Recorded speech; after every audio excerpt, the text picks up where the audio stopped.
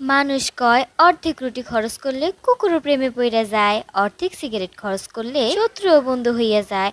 অথচ আমি তারে ভালোবাসা আমার আস্ত একখান জীবন খরচ কইরা দেওয়ার পরেও সেই মানুষটা আমার হইল না। হ্যালো এভরিওয়ান, আসসালামু আলাইকুম। সবাই কেমন আছেন? আশা করি আল্লাহর রহমতে সবাই ভালো আছেন। আলহামদুলিল্লাহ আমিও ভালো আছি। আবারও নিয়ে এলাম আমার ডেইলি ব্লগ। তো আজকে সকাল সকাল ঘুম থেকে উঠে পড়েছি। উঠে পড়ার পর দেখলাম যে গতকাল সারা রাত বৃষ্টি হওয়ার পর আমার বেলকনিতে একদম পানিতে ভরে গিয়েছে। তারপর আমি সকাল সকালে ঘুম থেকে উঠে আমি এটা পরিষ্কার করে নিয়েছি।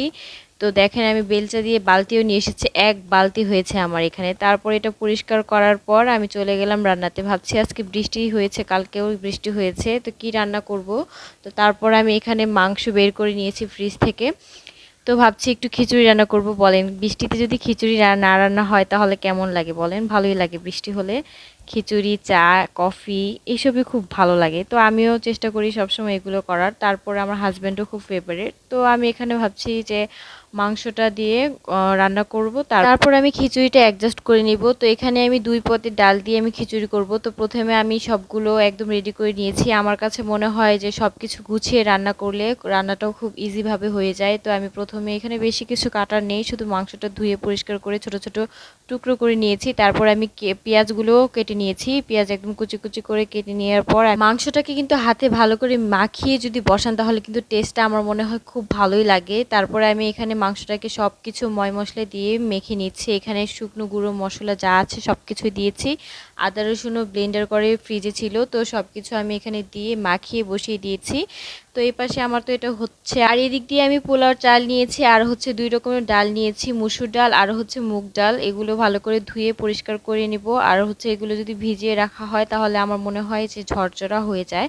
তো একেকজন একেক রকমভাবে রান্না করে, তো আমি এভাবেই রান্না করি। তারপরে আমি এদিক দিয়ে দেখছিলাম যে আমার মাংসটা কষানো প্রায় হয়ে গিয়েছে। তারপর আমি এগুলো ভালো করে ধুয়ে নিয়েছি।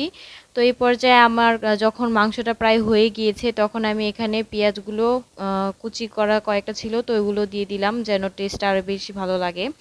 তো তারপর আমার এই ঝরিয়ে রাখা চাল আর ডালগুলো মিক্স করে রেখেছিলাম, তো এগুলো আমি দিয়ে দিয়েছি। আলাদা করে আমি ডাল আর ভাজিনি, এভাবে সব একবারেই দিয়ে দিয়েছি। মাংসটা আলাদা রান্না করেছি কিন্তু খিচুড়িটা আমি আলাদাভাবে রান্না করিনি। মাংসের সাথে ওই চাল আর ডালগুলো একসাথে মিক্স করে রান্না করছি। তো এই পর্যায়ে আমার কাছে এক একবার এক এক রকমই করা যায়। আমার কাছে সবভাবেই ভালো লাগে, আমি সবভাবেই সবসময় করে থাকি।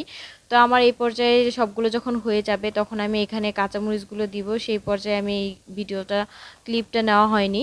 তো তারপরে এই তো আমার রান্না হয়ে গিয়েছে, গরম গরম হাজব্যান্ডকে বেড়ে দিচ্ছি। দেখেন কত সুন্দর করে রান্নাটা করে ফেললাম। আলহামদুলিল্লাহ, খাবারটা ভালো ছিল। আজকের ভিডিওটি এই পর্যন্তই। সবাই ভালো থাকবেন, আমার পেজটাকে লাইক ফলো করবেন। সবাইকে আল্লাহ হাফেজ।